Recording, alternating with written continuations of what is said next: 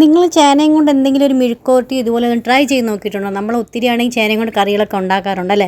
അപ്പോൾ ഇത് ഇതുപോലെ ഒന്ന് ട്രൈ ചെയ്ത് നോക്കണേ. ഇതേ ട്രൈ ചെയ്തിട്ടില്ലെങ്കിൽ നമുക്ക് ചപ്പാത്തിയുടെ ആണെങ്കിൽ ചോറിൻ്റെ കൂടെ ആണെങ്കിൽ എൻജോയ് ചെയ്യാൻ പറ്റിയ കേട്ടോ. നല്ല അടിപൊളിയായിട്ട് സിമ്പിളായിട്ട് നമുക്ക് വീട്ടിൽ തന്നെ എല്ലാ സാധനങ്ങളും കിട്ടും. അപ്പോൾ ഏറ്റവും ആദ്യം ചേനയുടെ തൊലിയെല്ലാം കളഞ്ഞ് നന്നായിട്ട് ക്ലീൻ ചെയ്ത് ഇതുപോലെ ക്യൂബ്സാക്കി മുറിച്ചെടുത്തിട്ടുണ്ട്.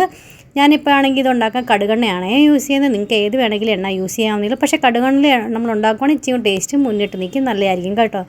അപ്പോൾ ഇത് നന്നായിട്ടൊന്ന് വേവുന്ന നമുക്ക് ലോ ഫ്ലെയിമിൽ ഇത് വെച്ച് കൊടുക്കാം. ആ നേരം നമുക്ക് ബാക്കിയുള്ള കാര്യങ്ങളൊക്കെ ചെയ്തെടുക്കാം.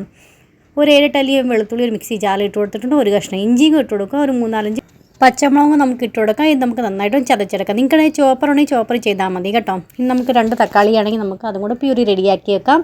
ആ നേരം നമ്മൾ ചേനയൊക്കെ വെന്ത് പാകത്തിനായി വന്നിട്ടുണ്ട്. ഇപ്പോൾ ഇത്രയും വെന്താൽ മതി കേട്ടോ. ഇനി അഥവാ വേവാൻ ഇച്ചിരി ബാക്കി ഉണ്ടെങ്കിലും നമ്മൾ മസാലയൊക്കെ റെഡിയാക്കത്തില്ല. അപ്പോൾ ആ നേരം കൊണ്ട് അത് വെന്ത് കിട്ടും. ആ കടായിലായിട്ട് കുറച്ച് എണ്ണ ഉണ്ടായിരുന്നു കേട്ടോ. അതുകൊണ്ട് സെപ്പറേറ്റ് എണ്ണ ഒഴിച്ചു കൊടുത്തില്ല. അത് നിങ്ങൾ ഉണ്ടാക്കുമ്പോൾ ഇതുപോലെ കടായിക്കകത്ത് എണ്ണയില്ലെങ്കിൽ 1-2 ടേബിൾ സ്പൂൺ എണ്ണയും കൂടെ ഒഴിച്ചു കൊടുക്കുക. പിന്നെ ചെറിയ ജീരകം ഇട്ട് കൊടുക്കുക. ചെറിയ ജീരകം ഒന്ന് പൊട്ടിക്കഴിയുമ്പോൾ വെളുത്തുള്ളി ഇഞ്ചിയും പച്ചമുളകും നമ്മൾ ചതച്ച് വെച്ചേക്കുന്നത് അതും കൂടെ അതിൻ്റെ ആഡ് ചെയ്ത് കൊടുക്കാം. 2 സവാള നീളനെ അരിഞ്ഞ് അതും ഇട്ട് കൊടുക്കാം കേട്ടോ. സവാളയൊക്കെ നന്നായിട്ടൊന്ന് വഴണ്ട് വന്ന് കഴിയുമ്പോൾ നമുക്ക് തക്കാളി പ്യൂരി നമ്മൾ റെഡിയാക്കി വെച്ചേക്കുന്നില്ല അതും കൂടെ തൊട്ടൊന്ന് ആഡ് ചെയ്ത് കൊടുക്കണം. ടേസ്റ്റിനനുസരിച്ച് നമുക്ക് ഉപ്പും കൂടെ ആഡ് ചെയ്ത് കൊടുക്കാം. തക്കാളിയൊക്കെ നന്നായിട്ടൊന്ന് വെന്ത് വരുന്ന ഒരു എണ്ണയ്ക്കും സൈഡിൽ കൂടെ തെളിഞ്ഞ് വരുമ്പോൾ കാണുമ്പോൾ നമുക്ക് മസാല ആഡ് ചെയ്ത് കൊടുക്കാവുന്നേ ഉള്ളൂ. മസാല നമുക്കാണെങ്കിൽ 1/2 ടീസ്പൂൺ മഞ്ഞൾപ്പൊടി ഇട്ട് കൊടുക്കാം. 1.5 teaspoon Kashmiri red chilli powder ഇട്ട് കൊടുക്കാം. 1 ടീസ്പൂൺ നമുക്ക് മല്ലിപ്പൊടി ഇട്ട് കൊടുക്കാം. 1/2 ടീസ്പൂൺ ചെറിയ ജീരകം വറുത്ത് പൊടിച്ചതും പിന്നെ 1/2 ടീസ്പൂൺ നമുക്ക് കുരുമുളക് പൊടിച്ചതും പിന്നെ 1 ടീസ്പൂൺ നമുക്കാണെങ്കിൽ ഗരം മസാല ഇട്ട് കൊടുക്കാം. ഇതങ്ങോട്ട് നന്നായിട്ടൊന്ന് സോട്ട് ചെയ്തെടുക്കാം കേട്ടോ. അപ്പോൾ നമുക്ക് തോന്നുന്നുണ്ട് ഡ്രൈ ആയി തോന്നുവാണെങ്കിൽ 1-2 ടേബിൾ സ്പൂൺ വെള്ളം കൂടെ ഒഴിച്ചിട്ട് മസാലയൊക്കെ നന്നായിട്ടൊന്ന് വഴണ്ട് എണ്ണയൊക്കെ തെളിഞ്ഞ് വരുന്ന നമുക്കത് വെയിറ്റ് ചെയ്യാം കേട്ടോ.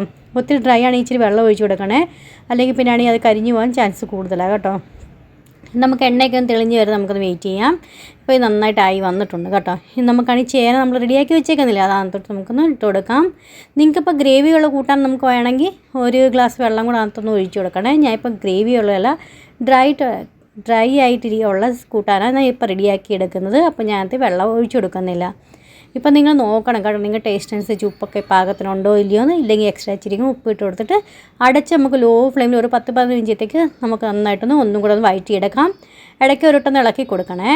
അപ്പോൾ നമ്മുടെ കൂട്ടാൻ റെഡി ആയിട്ടുണ്ട്. മേളിൽ കൂടെ കുറച്ച് മല്ലിയിലും കൂടെ ഇട്ട് കഴിഞ്ഞാൽ ചേന മെഴുക്കുവരട്ടി നമുക്ക് റെഡി ആയിട്ടുണ്ട്. നിങ്ങൾ തീർച്ചയായിട്ടും ട്രൈ ചെയ്ത് നോക്കണം. ട്രൈ ചെയ്യാൻ പറ്റിയ റെസിപ്പിയെ ഇഷ്ടപ്പെട്ടാലാണെങ്കിൽ ലൈക്ക് ചെയ്യാനും ഷെയർ ചെയ്യാനും സബ്സ്ക്രൈബ് ചെയ്യാനും മറന്നുപോലെ. നാളെ എന്തൊക്കെ വീഡിയോസ് കാണാൻ താല്പര്യമുള്ളതെന്ന് വെച്ചാൽ എന്നെ അറിയിക്കുവാണെങ്കിൽ തീർച്ചയായിട്ടും ഞാൻ കൊണ്ടുവരുന്നതായിരിക്കും. ഇത് നല്ല അടിപൊളി റെസിപ്പി കേട്ടോ. ട്രൈ ചെയ്യുമ്പോൾ നിങ്ങൾ തീർച്ചയായിട്ടും ട്രൈ ചെയ്ത് നോക്കിയിട്ട് എന്നെ കമൻറ്റിലൂടെ അറിയിക്കണേ എങ്ങനെ ഉണ്ടായിരുന്നു ഇല്ലയോ എന്ന്.